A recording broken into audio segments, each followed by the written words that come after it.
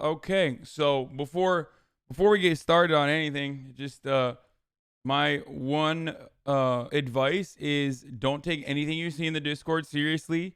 We are this is like extremely online. Everyone's a I shit learned that. Yeah, poster. They never leave their houses, makes sense. and don't read the chat either. Those are the two key advice points I can give you.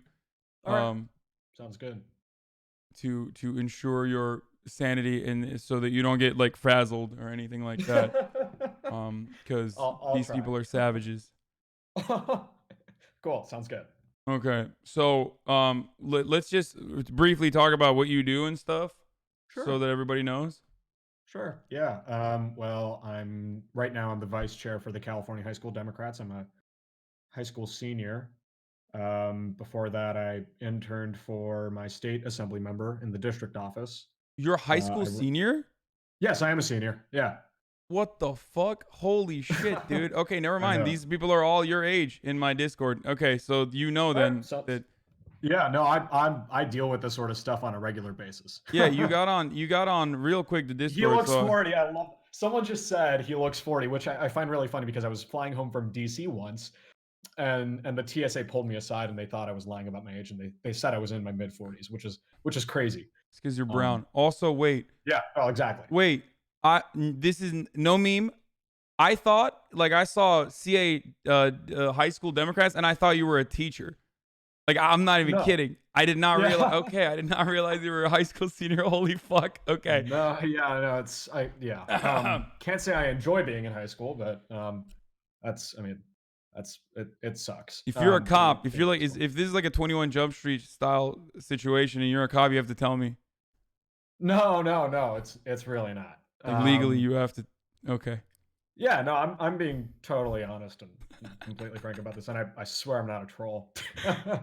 All right. But yeah, so I'm a high school student. I've been knocking on doors and doing grunt work on campaigns for 7 or 8 years now, I guess. So Yeah, since you were 11 years old, 10 to 11. Yeah, that's when I really got involved. holy crap, dude! What the hell? Yeah. Okay. For Cool. and so yeah, a lot of people have been calling me out on Twitter and saying this guy worked on Eric Swalwell's campaign against Pete Stark. It was because of the fact that you know um, Stark was obviously like he's a pretty good congressman for when he was still at his prime. I think at the time Swalwell wasn't really running on anything ideological. It was mostly just a generational thing. And I think Pete Buttigieg and his candidacy has taught us to be wary of who runs on generational change because we all know what that really means now. And I like Swalwell. I think he's a good dude. I'm friends with him still. Um, I have ex coworker of mine used to do his social media. nice, nice, Hannah yeah. But Cranston. oh, yeah, I know Hannah. Yeah, Yeah. yeah.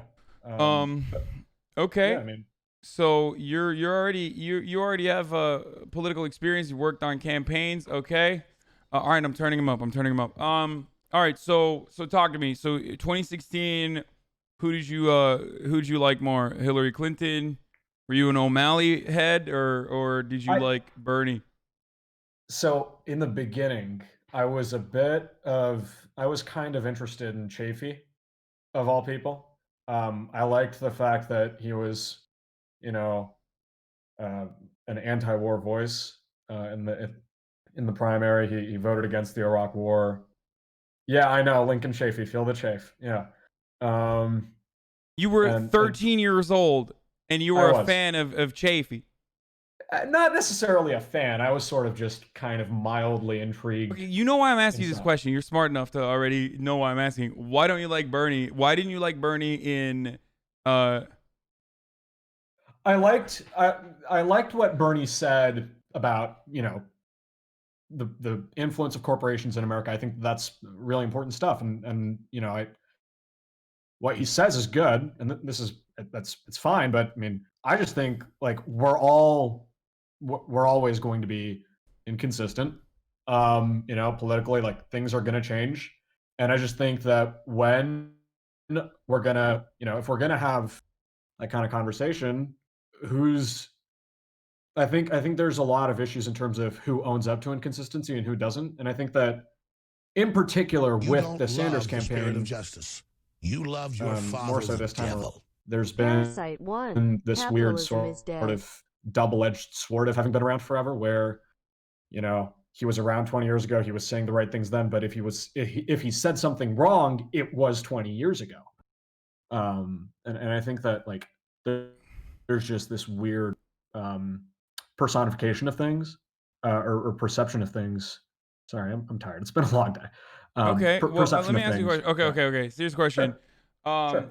But like, if you look at the overwhelming majority of legislative actions taken or decisions made or speeches delivered across Bernie Sure. Sanders' entire career, both as mayor and in Congress, Mhm. there is definitely a consistent message there. There is definitely some. I mean, he does have moral conviction. He does have certain opinions that he has stayed consistent on. There Yeah. are definitely differences in his. I mean, immigration being like the first thing that he's changed his mind on, probably a little bit. Yeah. But outside of that, he is probably the most consistent politician that I've ever encountered in all of my years of covering politics.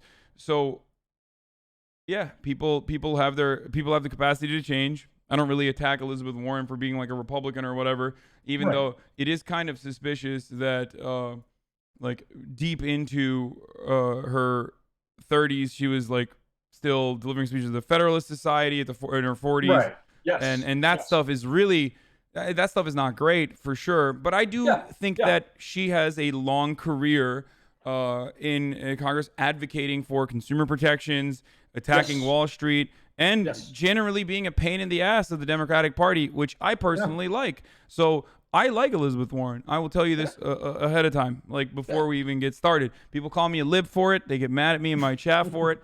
But having Yeah. said that, she is a disastrous campaigner. I mean, I can't Yeah. speak for Massachusetts, but like so far, everything I've seen from Elizabeth Warren on the campaign trail has been really bad, partially because I think she has an over-reliance on her consultants that are just really bad, and from like Kamala Harris campaigns and from the Kamala Harris campaign and from the Hillary Clinton campaign. Well, maybe not so much from Hillary Clinton staffers, but I guess everyone is a Hillary Clinton staffer if you've worked in the Democratic Party at some point. So, Yeah.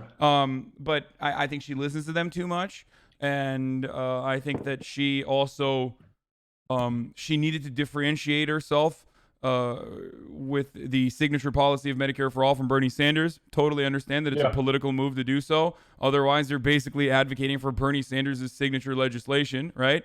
But she, I think, pulled the trigger too soon and pulled the trigger incorrectly with her implementation of Medicare for all, and the 8-year transition being across two presidential campaigns. Like that's crazy. And like two midterms and one presidential campaign is crazy for like an all-encompassing, comprehensive, transformational healthcare reform like that.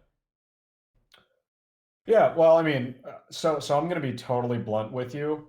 I've never looked at healthcare as an important issue. I mean, obviously, I'm not going to say that it's because it is, and I don't want to go into too many details, but my family has its healthcare issues, and we do think that getting single payer done is important. But at the same time, I think there's a bigger public health issue at stake, and that's and in terms of What do and you? so yeah. I think that in terms of plans, um, I think that there's holes and uh, big gaping flaws almost, that Bernie's plan has in terms of the implementation, right? Like he says he wants to decommission ports. I think that's the, I mean, are we not shipping other things besides oil, right? There's a lot of things there that just as one. The other part of it is for me, I think that we do. Uh, for me, I think between Warren and Sanders, I think that the idea that staffing is policy, I think we've learned that lesson pretty well over the last 3 years or so that Donald Trump's been president. We've seen what a bad staff can do and a good staff can do, and I mean, for me, I think my hesitation with Bernie wraps around. Obviously, I have my own issues with him. A politician. I think that he's been inconsistent. I think that there are personal issues as far as ethics go that both Bernie and Warren have, and I'm not going to run away from either one of those. But staffing is policy, and the kinds of staff that Bernie surrounds himself with. So There's like only who? Like what? David Serrata, Nina Turner. I mean, Wait, why don't I you don't like want him? Press Secretary David Serrata. I don't want Press Secretary David Serrata because David Serrata is saying when the public option got killed by Joe Lieberman in '09 You don't that want we to kill should next start from advantage? scratch and You're rewrite the whole racist. healthcare bill, This is even though we literally had very little political 18-year-old capital Pete to spare. Buttigieg. And Nina Turner, I mean, obviously, I mean, look, for all intents and purposes, I am a committed Democrat. I You know that don't there are love a the lot of spirit people of that justice. think that pissing on the Democratic Party is fun. It's really easy to do. It's really convenient to do. And God knows I've done my fair share of it over the last few weeks with the whole Iowa mess. But I do right now in the current system that we've got, the best way for us to move forward is in the short term being Democrats and being committed and being in it for the long haul. And Nina Turner simply has not demonstrated that ability to me, having not voted for the Democratic nominee in 2016. And I'm not going to say that threw the election to Donald Trump because we all know that that's not what threw the election to Donald Trump. But Mhm. the more votes we could have had, the better. So you don't like Nina Turner because she didn't vote for Hillary Clinton? Is Among other reasons. and Among other reasons. Okay, what are the other reasons? Because I don't think that that's disqualifying. I'm gonna be honest with you. I mean, I Sure. voted for Hillary Clinton in 2016. I urged everyone else to vote for Hillary Sure. Clinton in 2016, but I also understand the reality that 100 million people don't vote in this country, partially a consequence of the Electoral College, but also because I think people very reasonably don't believe that neither party represents their best interest, especially if Yeah. they're from a marginalized background, especially if they're poor or black Yeah. or Yeah. come from these communities. Right. So I get why they feel like neither party represents their interest and don't As want do to I. vote. And if Hillary As do Clinton I. was an incredible campaigner and a great president or a great presidential candidate, I'm fairly certain that the 12% of Bernie Sanders voters who did not vote for Hillary Clinton would not make a dent in her, in her victory. Would not have been a significant hurdle, especially considering in 2008 when we had Barack Obama, and I'm sure you heard this already a million times, but in 2008, a larger percentage of Hillary Clinton fans voted for John McCain. Then there are also the two-time Barack Obama voters that voted for Donald Trump. I mean, when you look Right. at previous voting patterns, Bernie Sanders supporters voting for Hillary Clinton actually is probably a higher percentage than most other political campaigns. But I think that we talk about it more frequently because it's an easy way to heighten that Bernie Sanders is not a Democrat narrative and he's not uniting the party, that kind of thing. Does that Yeah, make no, sense? yeah, no, completely. I don't disagree with what you said. I don't think that. I know you said that you don't find Nina Turner not voting for the Democratic nominee disqualifying. But for me, it just comes down to, and no matter who our nominee is this time around, they're not going to cage children. They're going to sign whatever bills get thrown in front of them by a Democratic Congress and God willing, a Democratic. And I don't think that it's fair to. I think that it's important that we show a unified force, especially if you are in as high profile a position as you are. Being a state senator, a statewide candidate, and having the kind of credibility that you do. I understand the hesitation and behind voting for Hillary Clinton. Like I totally do, and I mean, I don't think there was any Democrat that I would have a hard time finding someone who didn't at least once hold their nose throughout the primary process and throughout the general election when looking at what Hillary was doing, or rather wasn't doing. Um, but at the same time, I think even then, it just comes down to the bar is not that high. It's just a matter of not caging children. It's a matter of not, it's a matter of just signing the basic bare minimum. And sure, the bare minimum is not ideal, like not for a single second. And it's like, it's the equivalent of passing kindergarten. But at the same time, I just don't think that electing. What if someone, just like you said, you don't care about healthcare as much, it's not your top priority. What if, let's say, someone's top priority is stabilization in the Middle East? Would you say that? You there? I can't. You're breaking up a little bit. Could you Wait, I repeat? am sorry. I Top said, what priority is if what? you said, you know how you said healthcare is not your top priority, right? Yeah. What if someone's top priority was ending the destabilization efforts of the United States in the Middle East? Like, what if that was someone's top priority, and they thought that Hillary Mhm. Clinton would not be a viable candidate for that, and they didn't think Trump would be a viable candidate for that either, so they just refused to, vote for someone. Or the other question I was gonna actually ask you, as far as Elizabeth Warren's staffers goes, because you said Nina Turner disqualifying because she didn't vote for Hillary Clinton. Would you say that if someone has hired staffers that are pro-war advocates in designing their foreign policy, would you say that that's damaging, maybe disqualifying, Pro even, what? especially Sorry. if they were Republicans too? Pro what? Sorry, you broke up there for a second. I said if a particular presidential Right. candidate Pro. were to hire staffers to design their foreign policy, right? Amongst Republicans, bring in Republicans to design their foreign policy. Would you say that that would be disqualifying as well? If Nina Turner not voting for Hillary Clinton is disqualifying, I would assume that having literal Republicans and literal warmongers in your campaign staff would be pretty disqualifying too, right? Well, I mean, it depends, right? I'm not going to write the entire party off. I don't. I do like to think that there is still some hope within the Republican Party. I mean, obviously, it's, and I'm not naive. Like I know that there are Wait, but not voting for general. Hillary Clinton, even though you're a Democrat, is bad. But being a literal Republican is not disqualifying. What?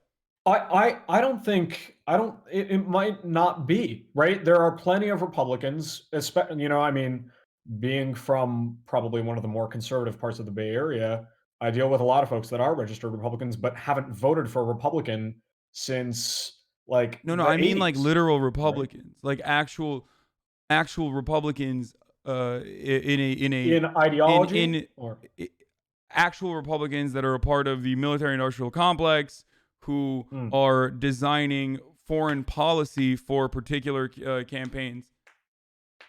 Like, Well, um, I mean, obviously, I do think that it's concerning, and God, I'm gonna sound like someone from the Concerned Caucus. mhm. God, I'm sounding like Susan Collins at this point. It is definitely it raises red flags. Um, is it outright disqualifying? It depends on what the specific matter is, right? I mean, Yeah, no, I'm just trying to y- understand where you're right. I'm just trying to understand what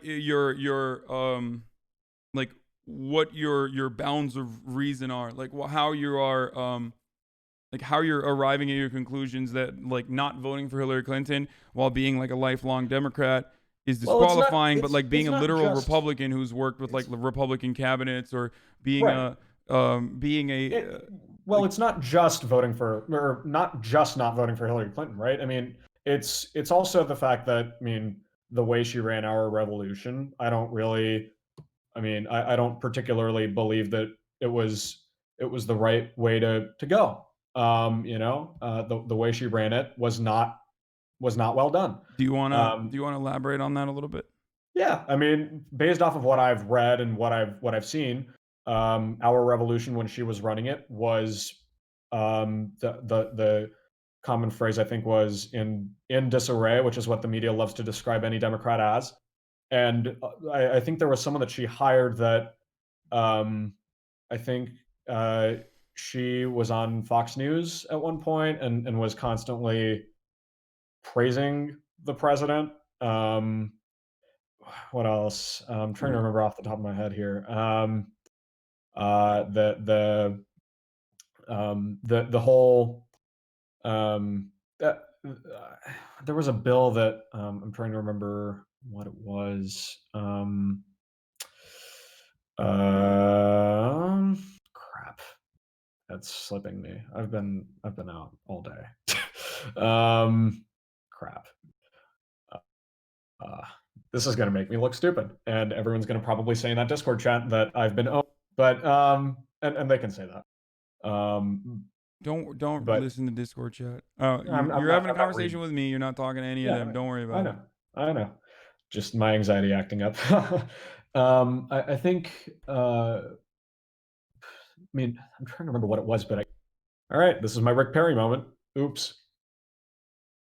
Okay. Well, we don't have to talk about Our Revolution. I guess if you don't want to further talk about it, but I mean, I do. Obviously, I mean, this is an important conversation to have because it's the next president, right? It's someone that we're going to have to decide. so It's an let's important get conversation to have. right into it. So the reason Sure. why I'm bringing this up for you, the reason Sure. why I brought this up is because as much as I like Elizabeth Warren when it comes to her track record in domestic policy, I have significant concerns about her foreign policy, starting with her green military initiative. I know that the American military is a gas guzzling giant, but it's definitely not the most significant concern that I have with the American military. And I think that given her track record, given who has funded her campaigns in the past, considering that she's from Massachusetts, a lot of defense contractors are Right. there. Obviously, they're, you have to appeal to those folks when you're in Massachusetts. Yeah. Because of that, and because of her advisors that she has on board on her campaign, I'm genuinely conflicted about her policy positions when it comes to foreign policy. She has supported Guaido, which I think is disqualifying in and of itself. She has supported the Bolivian right-wing coup that happened recently, that's currently killing innocent protesters in Bolivia. And on top of that, we can go specifically into individual people that she's hired, like Robert Ford, senior fellow at the UAE and Saudi-funded Middle East Institute, Obama's ambassador to Syria, like advocating to arm Syria's opposition, or I mean, there's a bunch of people in her there's a bunch of people in her staff that are not very great, and definitely some of the more militant elements of Obama's staff at the time, Obama's foreign policy apparatus at the time. Yeah, and I will give credit to Bernie for that. I think that Warren is an upgrade over Obama in everything but foreign policy. And I think most candidates are generally an upgrade over Obama. Like even, I'd say, I'd give not Pete Buttigieg. Yeah, even honestly, like getting rid of the filibuster, wanting to eliminate the electoral college, still an improvement over Obama, even if it's marginal, in my view. I don't think obviously. Pete Buttigieg wants to get rid of the electoral college anymore. Or I feel like I've heard him go back and forth on it. Maybe he did backtrack. I don't know. He has backtracked on a lot of stuff, but we're not talking about Pete. Of I don't think course. you like Pete. Yeah. You like Elizabeth Warren, right? Oh, of course not. Of course. Well, I mean, my first love is going to be Jay Inslee no matter what, but Liz is my second choice. Yeah. Okay, I was an Inslee guy before I was. Yeah, I was an Inslee guy before I was a Warren guy. And that's because I do think that climate needs to be number one. Like, if you look at Obama and the way he conducted his administration, he came in and said, all right, we're going to do healthcare first, and we're going to do stimulus, and then we're going to do cap and trade. Wait, By the time he got done with Obamacare and the stimulus, he didn't have enough political capital left for cap and trade. And so climate action never really got done on a domestic level. And so I think that it needs to be priority number one. I mean, but you're well versed in political history, so Sure. you also know that cap and trade was something that John McCain advocated for. So Yes. you and I both know that Republicans are going to attack and obstruct no matter what. So Yes. that and that I think that because of that, and this kind of ties back into why I like Bernie Sanders, because of that, I say let's not come to the negotiation with concessions beforehand, and let's be as radical as we can with advocating for change. Let's be as radical as we can with our policies. That way, I think if we're going to end up having a negotiation, we will probably arrive at a much better situation in the middle. Right. And so that is actually an issue I have with Elizabeth Warren, specifically with some of her means-tested programs, because I am an advocate for universality. I think that means-tested programs are easy pickings for Republicans. If you look at universal programs versus means-tested programs, you know that to be true throughout the history of the United States. Republicans love defunding means-tested programs, and Democrats do too. Just like, for example, a means-tested program, or not a means-tested program, sorry, a universal program that Democrats, for example, tried to cut back on was Social Security benefits, like Barack Obama and Joe Biden almost did in 2012, if you recall. Right. But it didn't happen because, well, one, because Republicans are psychos, but two, it didn't happen because there was a lot of backlash because people immediately fought back because everyone likes universal programs, universal social safety nets. So that's another reason why I like Bernie's proposals and prefer them over Elizabeth Warren's. And I won't disagree. I do think that Bernie has better proposals than Warren. And I know that sounds like a shocking thing to hear. I do think that they're more ambitious. I do think there's a lot more money thrown at things. I do think that there's a lot of things that he's gotten right, and I think that there's a lot of things that he hasn't gotten right. And I think that same thing goes for Elizabeth Warren. I guess ultimately it just comes down to, for me, more so than all the, not even that, but in a sense of where do we win, right? I don't doubt that Bernie can't win. I think he can, but where does he win? He's a much more rural friendly candidate. He's from Vermont after all. Yeah. And he can win back voters in Michigan, Wisconsin, and Pennsylvania. Great. We won those 3 states, but there was only one Senate race on that map out of the 3 states that I just mentioned, Michigan, and we already hold that seat. If you look at the Senate map, where do we need to win? We need to win states with suburban voters, right? Republican suburban voters. Wait, hold on. Are you saying that suburban voters might get turned off by Bernie Sanders' rhetoric or Bernie Sanders' policies, and then end up voting for Republicans or not voting in general?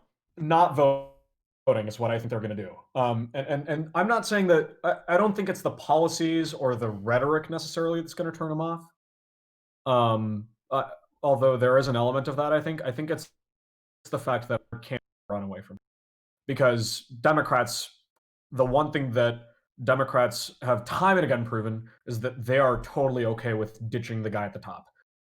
It happened with Barack Obama during his presidency, and I worry that we're going to keep doing it again because we are saner and not as much of a cult as the Republicans are. And so I think that for me, they're not going to show up. And like just for example, like Bernie Sanders and Mark Kelly on the same stage, Bernie might want it to happen, but Mark Kelly will run away from him as much as possible, and he's going to wind up losing because he ran away from Bernie. Same thing I think is going to happen with someone like Cal Cunningham or Raphael Warnock or whoever we end up nominating in Iowa. I don't know whether it's going to be Greenfield or Frank. But you know, those candidates are not going to want to campaign with someone like Bernie Sanders. They're going to want to run away from him. And we're going to shoot ourselves in the foot electorally by losing. Interesting you say this. That's what I think. Interesting you say this because, well, one, I think I disagree. I think these are political operatives and they will bend the knee. And I want them to. And I think and that's yet another reason why I like Bernie Sanders, because it is a long time coming for the Democratic Party to finally go back to genuinely advocating for the best interests of the working class. And that in order for that to happen, we need a leader that will have a people-backed movement that will apply pressure in strategic locations and won't be afraid to primary people if necessary. I think that is a good thing. I think part of the reason why the Democratic Party keeps getting owned over and over again by the moral minority in this country is not because of voter ID laws, or it's not because of the Electoral College. Those things certainly are a factor, but it's mostly because both parties don't represent the interests of working class Americans, and the Republicans offer, especially rural area voters, something different. If you're a single issue voter and you care about your guns, the Republican Party's got your back. You know what I mean? Mhm. At least they got your guns. And Right. if you look to even union workers, they will tell you the same thing, where, Mhm. Democrats aren't protecting the unions with a few exceptions. Republicans Right. are not protecting the unions with no exception. They are not protecting union rights. But Yeah. at least one side, I like shooting guns, and one side's going to protect my guns. Now, having Mhm. said that, I don't think we should compromise on guns or any of the wedge issues that Republicans create. I would But- hope so. But having said that, I think that we need to offer them something rather than an incrementalist, marginal change that isn't going to really have a material impact on their lives. We need to get Americans to vote for something rather than against something.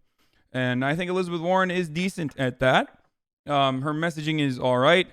Her track record is good. Her campaigning is kind of doo-doo.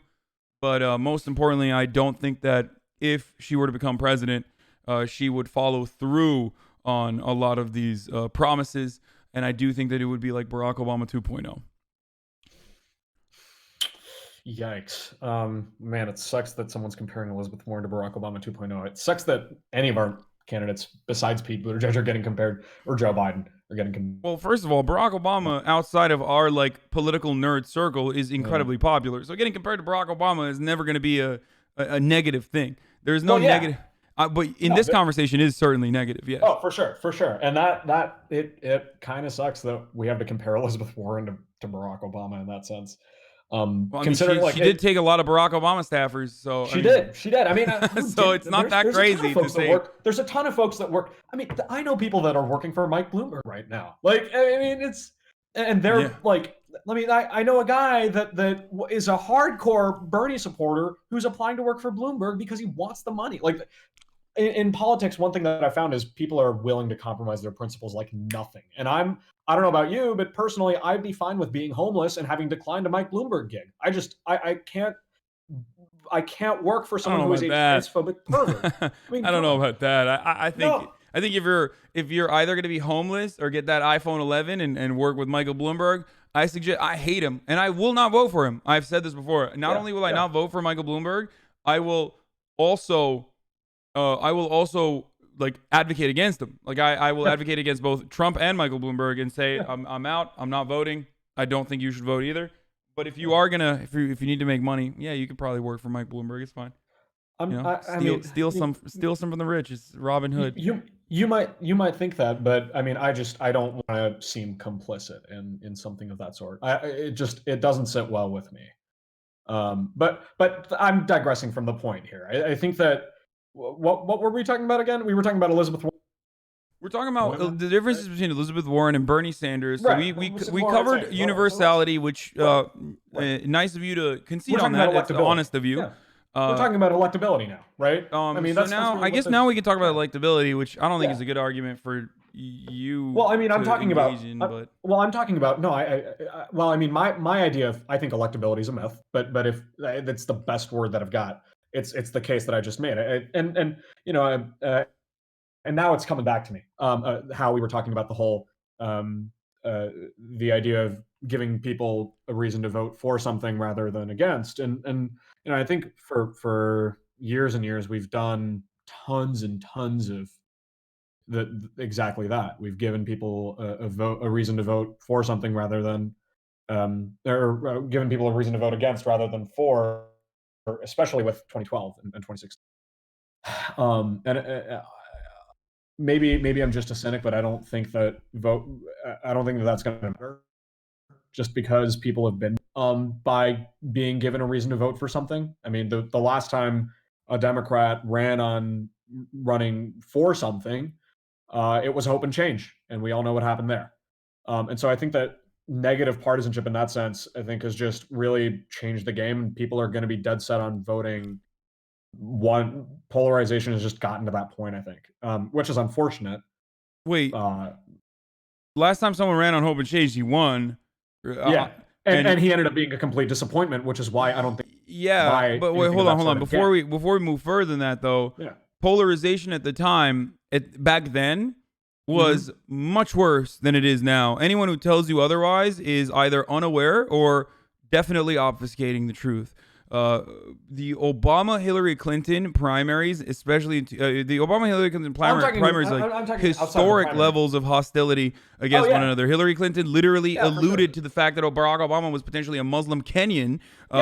She refused to drop out and even said, I'm not talking about the primary. I'm talking about the general election. I'm talking about he won the general election, and he ended up being completely disappointed to the American people. Okay. Right. Well, you meant you talked about polarization. That's why I was like, I'm talking about polarization among the general dialogue. I think the polarization throughout the country, not just within the Democratic, worse over the course of the Obama years and moving forward. I don't think that. I think that we're definitely, this is child's play compared to what went on in 2008. Yeah, for sure. This is. I think the media has a stronger. The media picks favorites. Well, they picked favorites back then too, but the media has a stronger interest in manufacturing consent and ensuring that like the messaging is consistent across all legacy publishers now than before. Which is what I worry with about Bernie too. I think that that's also going to be a bit of an issue, and I think that Bernie has a. I mean, I don't know how much you've read about me, but I had a bit of a moment in the New York Times where I leaked a poll and I got an article out of it, and I said that CNN employs morons. And the reason I said that they employ morons, I mean, even Bernie Sanders has sort of said the same thing, is that, I don't think that the media are the enemy of the people, but I think that they cover things very poorly, and they do a really terrible job of talking about the way things work. And conventional political journalism relies on this both sides model, right? And you know this because you are a journalist, or were. I don't know whether I'm a commentator. I'm not. I wouldn't say I'm a journalist. Well, yeah, a commentator, but you've been around the journalism side of things, yes. Right? You know what I'm talking about. There's always this both constant. I don't know. There's this desire to capitulate and please the Republican Party because it's so hard to make them look palatable, that they're busting their necks trying to make them look good, to the point where they will do anything in order to slander the Democratic nominee. And the problem is that voters don't understand that sort of stuff. Hold on, you're breaking up a little bit. Wait, say that last part again. I said I think that voters don't necessarily understand that the media will go out of their way to make the Republicans look good, and they will say and do anything to the Democratic nominee in order to make that happen. It's what happened to a degree with Hillary. It's what's happening right now to a degree with all of our candidates. Except for Pete Buttigieg. No, well, yeah, because he is a Republican, but that's beside the point.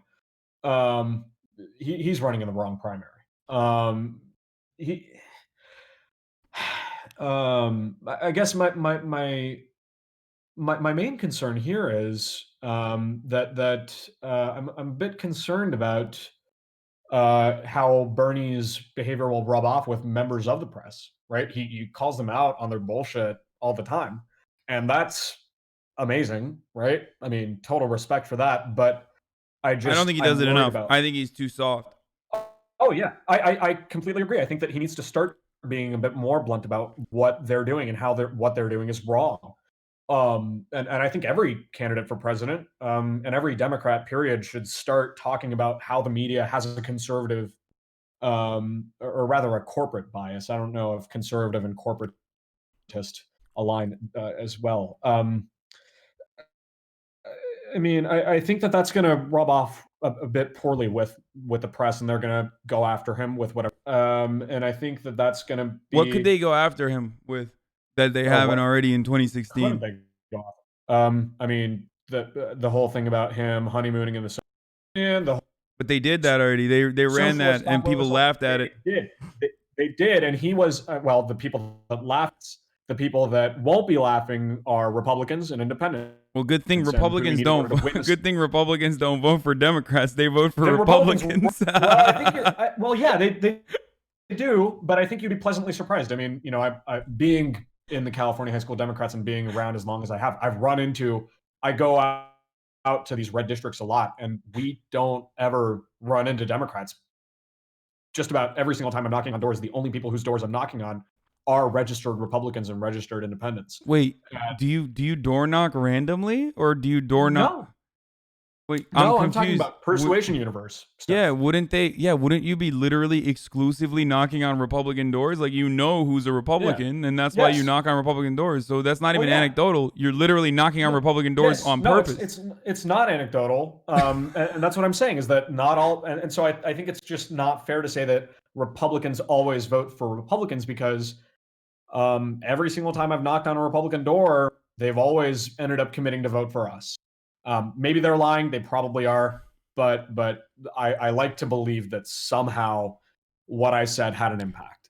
So Um, so so you do door knocking, you do canvassing, so you know already like what that looks like on the ground, oh right? yeah, oh So yeah, for sure. why for would sure. you why would you go after like Republicans usually that have already made up their minds or at least have like some kind of Mhm. coherent ideological opposition to things and ideological positions in general instead of the 100 million independents or not independents, 100 million non-voters that don't vote.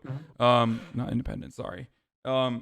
Like Well, some of them are independent, so I don't yeah, like. independents and Yeah. some of them are Republicans as well. But like, there's a lot yeah. of non-voters out there. There's way Yeah. more non-voters out there that could be, Yeah. weaponized or that could be that we could be going after rather than Yeah. trying to convert people who already have a viewpoint on the world and probably even class interests in defending Republicans, Yeah. especially Oh, if yeah, you're no, for door sure. knocking in a rich neighborhood. For sure. Oh yeah, that happens all the time, and I get this question a lot, and I ask this question a lot to campaigns too, because this is I mean sometimes I do feel like it might be a waste of my time, but there are a lot of districts. I mean, in the last 7 Republican-held seats in California that are congressional seats, you know, those districts you can't just win off of the strength of non-voters alone. It's just not doable, and you don't really have a choice other than Well, we'll see what to happens in appeal to everybody. CA 25. But Yeah, I mean, who knows? uh, yeah, well, I Maybe you're mean, right.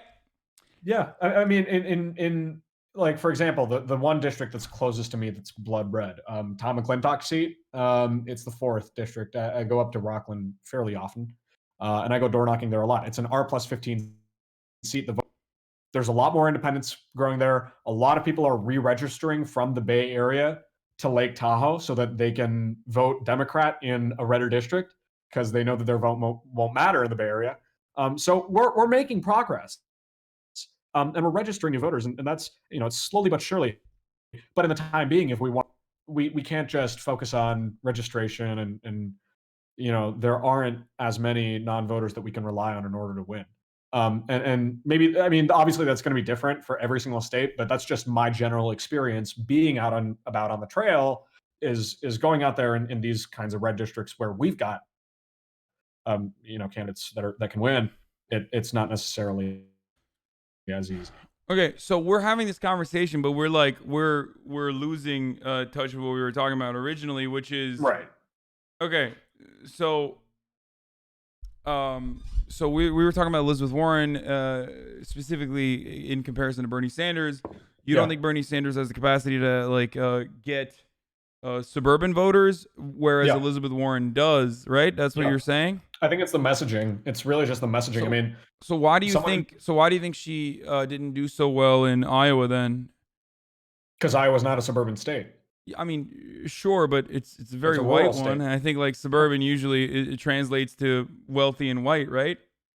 Not always. I mean, I'm not white. And this entire suburb, this entire city that I live in Dublin. It's a Well, yeah, pretty fairly diverse Well, place. you're in California. I am in California. Rural California is non-existent at this point. Like it's just one half of the state. It's honestly, but it's beautiful. It's really nice. You ever been out there? Or No. no? You should. Okay. It's really cool. Wait, hold on. So that's one thing, and then another, and like as far as electability goes, I hate electability. I think electability is stupid.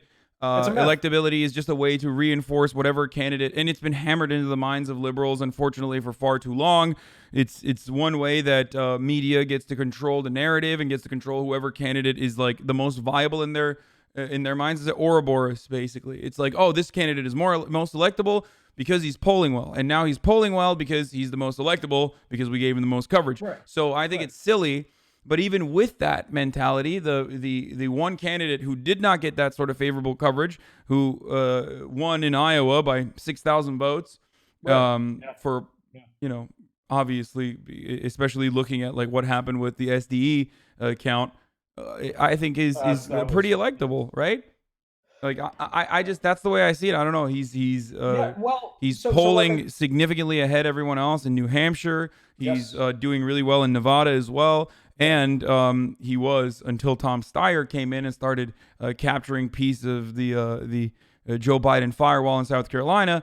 He was second in South Carolina. Yeah. I mean, again, yes, Bernie did win Iowa. And yes, the Iowa Democratic Party is important. It's why we lost as many statewide races. But I don't necessarily think that, I mean, again, I wouldn't say he's the most electable. I think honest to God, I think just about any Democrat, this guy. Sure, he's got a base, but every single candidate in their own right will have a case to make of some sort for why they're electable to some degree, and electable enough to beat Trump. I just think, I mean, why or not why, where? Sorry, man, where are we electable? Right? Bernie wins Iowa, great. Bernie wins New Hampshire, cool. Bernie wins Nevada, all right. We were probably going to win it anyway. No Senate races up in any of those. And I mean, it's really going to take a while for us to see. I think this primary is going to go out all the way to super because of the fact that we need to test every candidate's demographic strengths in terms of being able to win in rural, not just rural, now that we know, but suburban and exurban places like Arizona and Georgia and North Carolina, right? That's the way I see it. Okay. And Elizabeth Warren doesn't win any of these states. So Yep. what's up with that? Well, not for now. We don't know whether she's. I mean, obviously, she's gambling right now. She took out she redirected all of her funds in Nevada and all of her funds in Nevada and South Carolina over to New Hampshire to make one last big gamble. Okay, she's running out of fumes and she's trying to be competitive in New Hampshire. I speculate. I don't think that it's going to work out, or at least looking at the polls, it doesn't seem like it's working out. Amy Klobuchar has passed her in some of the polls. God. So she's probably going to finish third in New Hampshire. And then that'll maybe give her a boost. And she will try to stay in the race for as long as she can. But my thing is, like, if you like Warren because you genuinely like progress, and I don't know what your take is. You said you care about climate change, but you don't want, you like Jay Inslee. I like Jay Inslee, but you don't want the like most comprehensive climate change proposal, the candidate that's been backed by all of the like all the significant climate just change because organizations. I'm gonna have to stop you there. Just because Sunrise says something doesn't. A lot of folks that have local Sunrise chapters yell climate justice without actually understanding what climate justice means. At least that's my indication of the work that they're doing. A lot of these youth climate activists don't have a fucking clue what's going on. And it's one of the most frustrating things in the world. And that's a different conversation altogether, right? Cloudivism is a whole nother thing, but the climate movement has been corrupted, I think. All climate solutions, in my view, are political. You're never going to get anything done from the activist side of things. At least that's the way I see it. And so from that view, I really don't care what the activist groups say, because a lot of them don't really have a clue what they're talking about. Okay. Yeah. All right. And like I said, I do like the climate plan that Bernie's put forward. I do like it. I don't. Okay, well, you like Bernie's proposal, even if you think Elizabeth Warren's proposal is better, let's say. Yeah. Yeah. And I guess you don't like Greenpeace ratings either, considering Bernie's plans have a higher Greenpeace rating. Fine if you don't. Regardless, let's say you like Bernie's proposal, and let's say you like Elizabeth Warren's proposal. Okay. Mm-hmm. Yeah. Right. Mm-hmm. So, and you said you like both of them. So explain to me why. Actually, wait. Let me ask you a second question then. Sure. If Elizabeth Warren stays in the race, do you think she is eating away? She's trying to chip away still at Bernie's progressive voters, because she is the unity candidate. She is like positioning herself as like a progressive who can bring in the more moderates. Like she is the compromise candidate, right, for Bernie. Yeah. Do I think that she's splitting the vote? No. I think that everybody's. Of course, everyone's splitting the vote. But if you are progressive and you genuinely care about, if you are progressive and you want a progressive agenda, you want a progressive climate agenda, and you have Elizabeth Warren on one side and you have Bernie Sanders on the other, two of the most radical and all-encompassing climate proposals out there, and she doesn't seem to, her chances don't look so good, let's say, post New Hampshire. Do you think she should stay in the race, or do you think she should drop out and endorse Bernie Sanders in order to ensure that we have like a strong progressive front and we don't lose out to a rat fuck like Pete Buttigieg? I'm not going to speak on what I shouldn't do. No, I want to know what your opinion is. I don't really. I mean, we're having a conversation. I don't think it's like you're a consultant for her campaign or anything. Right. No. But I mean, do I think that she should drop out and endorse Bernie if the campaign goes south more than it already has? I don't see why not. I can also see at the same time why she wouldn't. Do I think that it's as?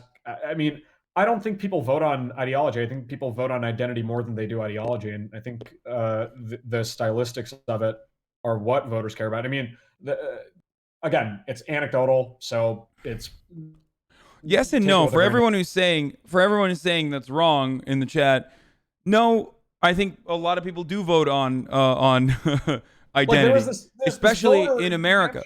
In America, people vote on identity because there is no ideology. It's neoliberalism from both parties. It's just one is like a not a Thatcher neoliberalism. One, like the Democratic Party's neoliberalism is like gay neoliberalism, and then the Republican Party's neoliberalism is just like homophobic neoliberalism. Okay, one is just less racist, and that's precisely why people are like, well, I guess I'll vote for a woman, or I guess I'll vote for the candidate that speaks to my background, even if they're not really going to do anything. So it is true in America, unfortunately. People aren't voting for policies. Yeah. No one ever votes on policy these days, and it's what sucks. I mean, heck, I'm not voting on policy. Wait, really? I'm voting for Warren because I think win, and I don't know if Bernie can, right? Ultimately, that's really what it boils down to above all else. I think Bernie has better policy? No, I'd say that it's roughly equivalent on the issues that are most important to me. But for me, I mean, that's really what it boils down to more than anything else. I mean, my Wait, point here is you think Elizabeth Warren can win, but I haven't really understood why you think that. Like, I don't get it. suburban voters. I think that Elizabeth Warren can win suburban voters. There's a proven message there that I think has a better shot at winning them over. I don't know that Bernie Sanders' message has the same kind of capability. Okay. That's what I'm saying. But I mean, I just want to finish this up. I think I'm not monitoring the chat because it's going to trigger my like nothing. But what I will say is I think that you know there are voters that are. I'm not kidding. There was a guy that I worked with over the summer that had Bernie Sanders as his first choice and Michael fucking Bennett as a second. Like that's just. I mean, it is anecdotal. Take it with a grain of salt. But No, I know. again, Listen. People have psychotic approaches to why they like certain candidates. I know. voters are weird. What? Well, voters are weird. Yes, American voters are really stupid. It's fine. That's by design. The system is Yeah. created so that they're almost impossible to figure out, Yeah. and Yeah. that's fine. That's not what we're talking about. I know American voters are really silly and dumb and very difficult to comprehend. Having said that, though, I do think that Bernie's consistent messaging, especially anti-corruption messaging, and just like Elizabeth Warren used that rhetoric a lot and Yes. often, and I think it's very successful. It works. Yeah. People think he's an honest guy. So even from the point of view of identity, he's old, but he's an honest guy, and he's been saying the same exact things over and over again for the past 30 fucking 40 years, and people like that. And they see him as an outsider, and he's a populist, and populism is very effective. So the real problem is the party apparatus that is creating significant hurdles in front of Bernie Sanders, and I think you would admit that. You literally already admitted that when you said moderate Democrats in Senate seats are not going to want to stand side by side with Bernie Sanders. I disagree. I think liberals are perpetually cowardice. I mean, they're perpetually cowardly, and that's the most consistent part of their ideology. That's overall incomprehensible. Mm-hmm. And because of that, they will bend the knee to a more radical guy who has moral clarity. So, yes, I do think that those people who want to maintain their power, and that's all they care about, these freaks, that's all they fucking care about is power, will do everything they can and become radical leftists if need be. I do believe that, especially if the Bernie gamble pays out, especially if we can show to the rest of the country that we have the people, like Jesse Jackson said.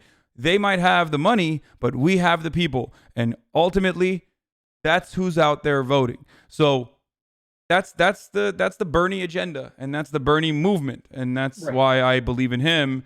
And I do think that these suburban voters who shit their pants over Donald Trump, who is, just more openly racist than every other Republican, but still pretty Yeah. much the same kind of Republican in regards to like corporate interests, like benefiting corporate interests, endless Everything. war, that sort of stuff, and deregulating industries. They are not going to vote for. They're not going to abstain from voting. They are reliable voters. They're an incredibly reliable voting bloc, and they're not going to. They're not going to not vote out of fear that Bernie Sanders is going to tax them or something. Well, so here's what I would say to that, right? What I would say is, I think that um, if you look at what happened with Barack Obama, right? He was, I can't believe we're saying this, but by the Democratic Party standards and by the circumstances standards, he was more liberal than a lot of folks running in red territory, right? And a lot of folks ran away from him, and they ended up crashing and burning miserably. It was terrible when he got a super majority in like. God, he had, yeah, and he totally blew it, right? And Well, he blew it in, and that's why I like Bernie. But like we're talking about electability. We're talking about elections, and if we're talking about like winning elections and Right. potentially winning down ballot, yeah, Bernie Sanders is good. What you're saying is people are not going to want to work with him, which I Yeah. agree is definitely going to be a significant hurdle. I think that you're overestimating the courage that these cowardly Democrats are going to have, especially these centrist Democrats are going to have.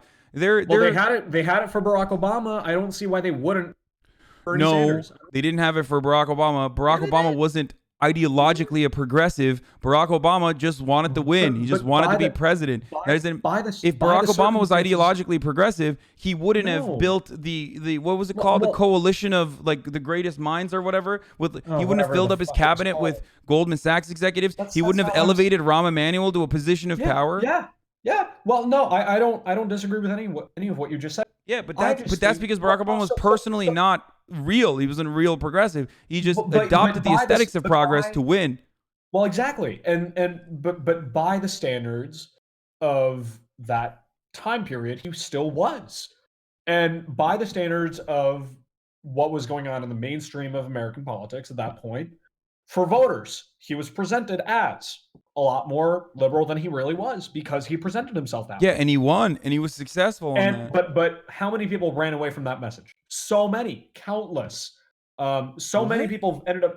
Yes, I mean. Do you Bobby mean Bright, for during the example. election, or do you mean Yes, during post-election? the election. No, What? I'm talking both. I'm talking during midterm years, during the presidential cycle, right? I mean, look at Rick Boucher or Bobby Bright, right? Like those people ran away from the president.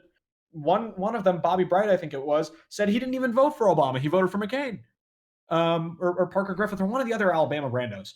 But that's the kind of, they had that courage to walk away from Barack Obama during election year. Someone like Mark Pryor walked away from Barack Obama during 2014. Someone like what's her name? The woman from Kentucky, Allison Lonergan Grimes, the one who ran against Mitch McConnell in 2014. She ran away from Obama. Natalie Tennant ran away from Obama. All of these people ran away from Obama. Why won't they do that for Bernie Sanders? I mean, it doesn't matter if Barack Obama was like Bernie Sanders. If he kept Obama for America, for example, if he kept organizing for America and weaponized his the people-backed part of his movement, his grassroots organization, and genuinely was interested in advocating for the public option and progressive change in this country and not bailing out the banks without repercussions and closing Guantanamo Bay and ending the endless wars and any number of things that he actually advocated for in the campaign trail and did everything in his power instead of doing the exact opposite once he was president, we would be looking at a drastically different America. So, Yeah. I mean, when Obama first got elected, people thought Republicans, they're done. Like, people thought this was the end of the Republican Party, that there will never be another Republican presidency for 100 years, people were claiming. And that didn't happen. You know why? Because Obama conceded immediately to the Republicans. He also brought in like actual conservatives and literal Republicans into his cabinet. Yes. And not only that, but these even with all of these concessions, people still wanted to run away from him. So it doesn't matter. Like, it literally doesn't matter what you do, as long as if you stay moderate, if you go moderate, you fucking lose. Like, a lot of these centrists are gonna run away regardless. So let them run. I say, be progressive both in your campaigning and also be progressive and advocate for and try to push through your actual progressive change once you're in office. That is literally the most significant difference between Elizabeth Warren and Bernie Sanders. Not the foreign policy stuff. That is very different, and I know, and I like Bernie Sanders for that separately. Medicare for all, totally important. Obviously, most important issue for someone like myself, I think.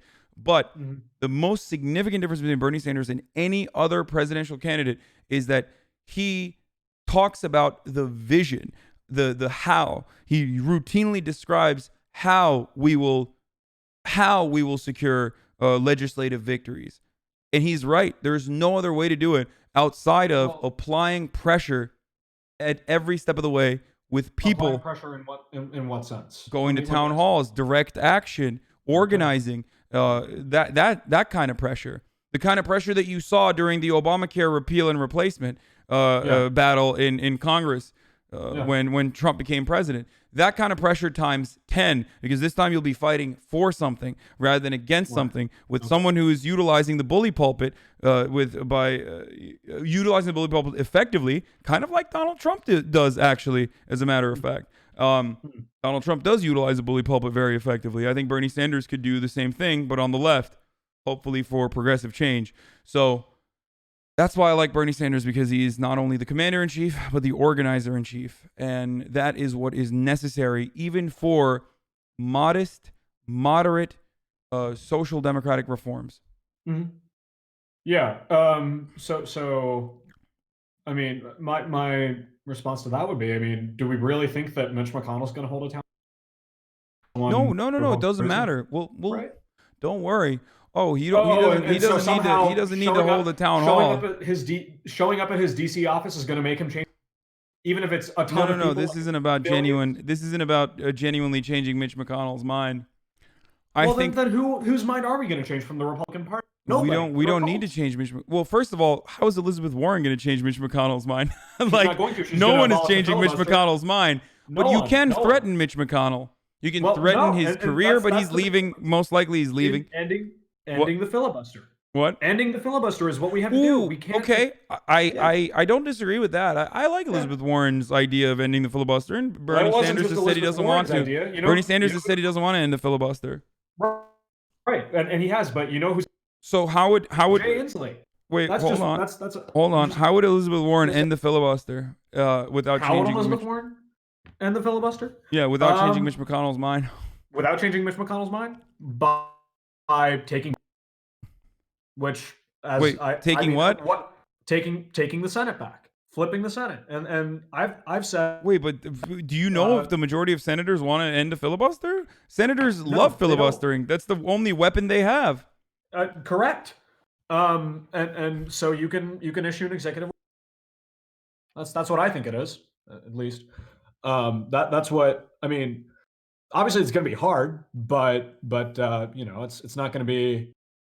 And yeah, a lot of senators are going to say that they want to preserve bipartisanship, but of course, you know, I think that there's a lot of folks, especially like I know folks like John Tester, who have said that they want to preserve bipartisanship, but they don't want to get rid. I think they can be persuaded. The only tool that senators have in times of need is a filibuster. I don't think that they're going to give that up ever. I legitimately don't think they're going to give it up. I think that ending the filibuster we might as well is a give up more passing policy. what? If we're not going to get rid of the filibuster, then we're screwed. We might as well. I think there are ways. I think that Republicans realistically Budget speaking, reconciliation? I think when we look at this, using the procedures set in place to get anything done in the legislative sense is impossible. I don't think that we're going to do procedures. I think that we need someone who's not going to do procedures. I think we're going to need someone who's going to bully people from the bully pulpit, and someone who's going to be able to mobilize everyone and get his face plastered wall to wall in every media outlet about how these are the crooks, Mitch McConnell and the like, that are stopping the you media from is having totally gonna something call that Mitch you McConnell a voted crook. for, something that you all voted for. Mitch McConnell and is going to organized. be called a crook by the media. What? Mitch McConnell's going to get called a crook by the media. You really Mitch think McConnell gets called a bunch of stuff by the media.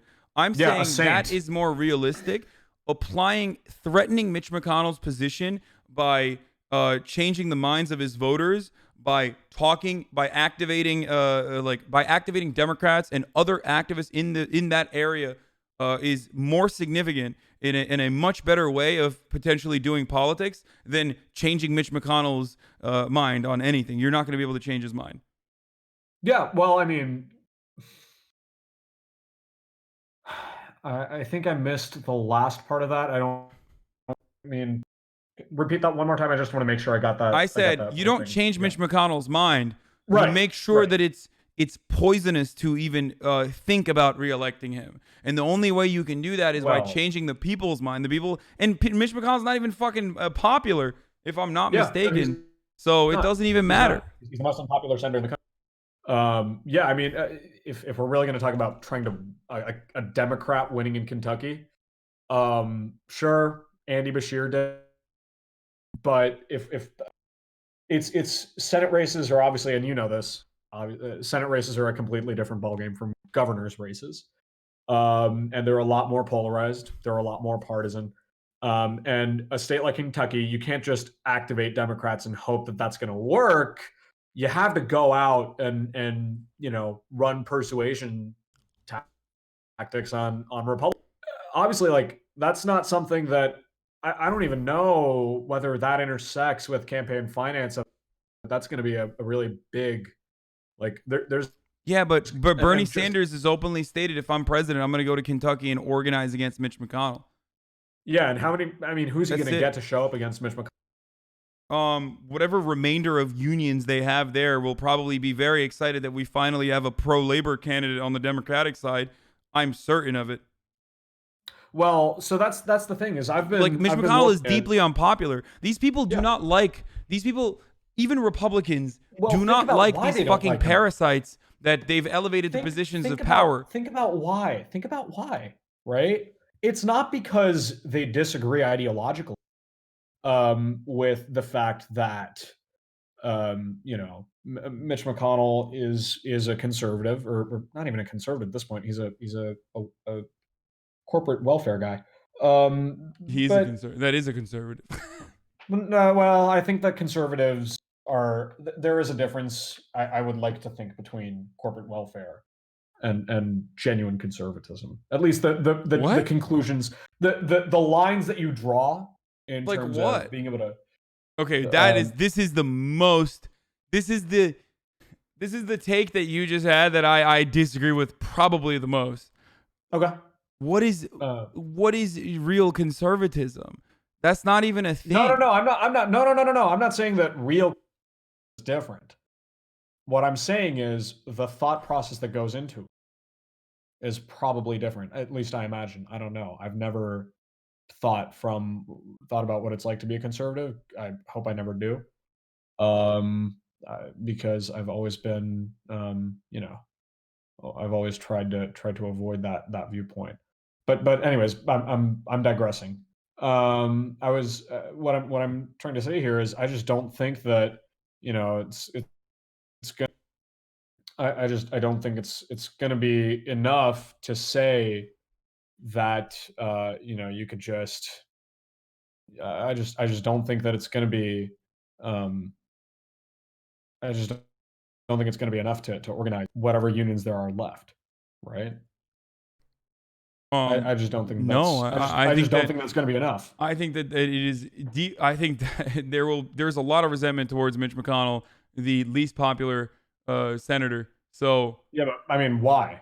Right? That's what do you mean why? It's because Mitch McConnell doesn't give a fuck about Kentucky. Kentucky and Right. Kansas are literally, and Oklahoma too now, are like testing grounds for the Koch brothers to figure out how much I'm austerity familiar. is I'm enough before you literally familiar. before you literally directly start killing poor Republicans. And that is precisely why Louisiana too. That is precisely why like even these poor Republicans aren't that fucking dumb where they hate their politicians, but they have no other options. We just need someone who can offer them an option. Someone who's not going to fucking be like a John Ossoff style candidate, which he wasn't in Kentucky, obviously. Instead of like a PMC neoliberal sellout who's like, yeah, we're gonna do Republicans but gay. You need someone who's actually like, no, I have your best interest at heart. I hate corruption. But what? What? Republicans, but what? But gay. Like I just say In like what neoliberals on the Democratic side are just pro-gay Republicans. Okay. Does that make sense? Like I'm just No, using I get what you're it's like trying a to say. shorthand for saying I get what you're they're trying like to say. fake Yeah. woke. Right. No, Like no, they act like they Okay. care about LGBT issues and that's it. Like right. that's Okay. Yeah, I get what you're trying to say. so like that's not going to work. As a matter of fact, when it comes to identity, when it comes to issues of identity, one thing that I think we as Democrats fail significantly in the messaging is like we need to first organize and develop a sense of class solidarity. I am an intersectional feminist. Obviously, I believe in these things. This is all I've advocated for throughout my entire life, and I get threatened on the internet every day and fucking doxxed by Nazis for it. But in order to develop any sort of intersectional movement, you need to have class consciousness. You need to have class solidarity. You need to sell these Republicans something, anything that they can get on board with that will better their lives. And that doesn't start by by scolding them about being racist and being transphobic or whatever. That starts by being like, here, you want Medicare? Well, shut the fuck up. If you want Medicare, trans people are going to get Medicare too. So fuck you. It's better off than what these Republicans are offering you, which is nothing. Do you see what I'm saying? No, I do. Yeah, I mean, I don't disagree. I just think that whatever happens, what I can say is, um, sorry, I um, forgot what I was trying to say. I lost my train of thought. Um, what I was gonna say is that, yeah, I what I can say, um, crap. Fuck. This guy, Um, sorry, while you're thinking of what you're yeah, saying, I just gotta read this guy's messages. This random dude. yeah, no, Mitch McConnell's I great. made, I love Mitch McConnell. Unions will vote Republicans. Republicans love him. No conservatives care about worker and not corporations. Lol. Real liberalism and leftism isn't a thing. Every normal person is a conservative. Mitch Hmm. McConnell is extremely popular. Nobody likes Bernie Right, Sanders. right, yeah. Wait, this guy is about to be very shocked to find out that Mitch McConnell is literally the least popular senator in He is the the least Senate, popular senator and in the Bernie country. Sanders is the most What? popular senator. Um, My man said Hillary is right while um, also advocating for conservatism. yikes. Okay. Well, no, I don't disagree with anything that you said, but I guess my one question is, I think what, right? I just don't think that, I just don't think that that's going to be, I mean, sure, Bernie might be more vocal about it, but I think that no matter what happens, any of the Democrats would be able to build the party up in that sense. I think the best possible way to go forward for the Democratic Party, if they don't fully just cave to fascism in this country, and that is definitely coming, is to Mhm. go progressive. Republicans are getting increasingly more radical, and the Democrats are not fighting back enough. And I think Bernie Yeah, Sanders would be that Democrat who would fight back, and he would fight back pretty fucking hard. mm, That's why I'm excited to vote for him. I think that sure. that's what we need to re-energize the Democratic Party, to deliver, to give them the promise that Obama made 12 years ago, and not just Yeah, like, and yeah, not just fucking rip Donald Trump's State of the Union speeches and then go and have Juan Guaido talk right next to you the next fucking day. You might as well have just, pasted that speech back together. Like, it's so transparently pandering. It's so fucking frustrating. It's just they're yeah. like, it's theater. They just want, all they care about is maintaining their position of power. And that really frustrates me. So Bernie Sanders is the number one most popular. Mitch McConnell is one of the least popular, second least popular. Elizabeth Warren is the Right. ninth least popular in the Senate. Yeah. Where, I mean, is that the morning consult number? Yeah. Okay. I mean, I've got my own issues with polling in general, but morning consult I try to avoid.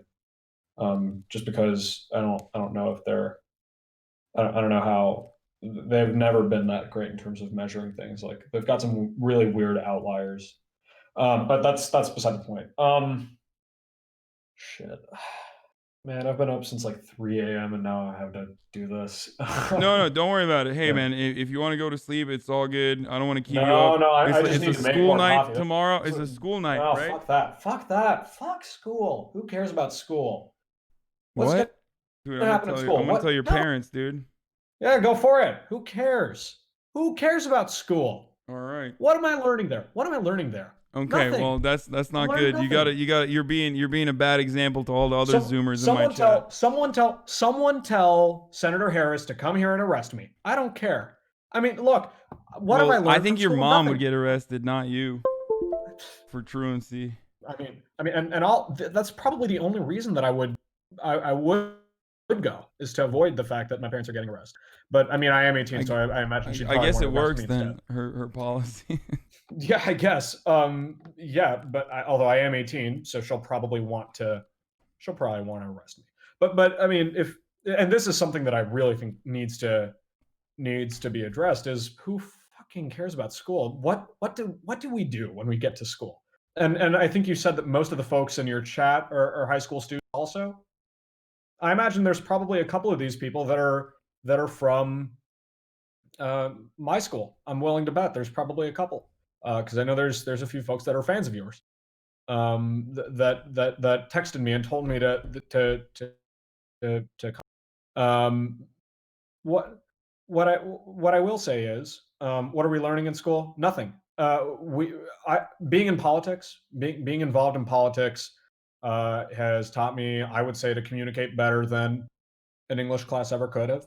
Because in English class, what are we learning? We're learning about Romeo and fucking Juliet. No one cares. No one cares about Romeo and Juliet. Wherefore art thou Romeo is not going to fix broken healthcare costs, Yeah, but or you solve say you don't climate even change. care about healthcare, so there's that. Well, I mean, it is still an important issue, and you know, I'm not gonna get into why, but Okay. Well, all to right. me Well, go to personally, bed. Go to bed. no, I'm not gonna. No, but I do want to talk about this. This is something that I want to leave you with, and I'll leave you on this thought. Okay. Um, I learned how to communicate better than an English class could have taught me. I got to witness a front row seat to history being made in ways that, I mean, I've seen it over and over again.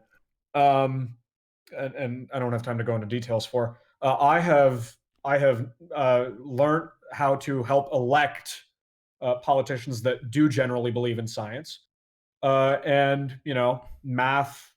I mean, it just doesn't necessarily. It works for some people, but it doesn't work for me. And I don't. I mean, I don't care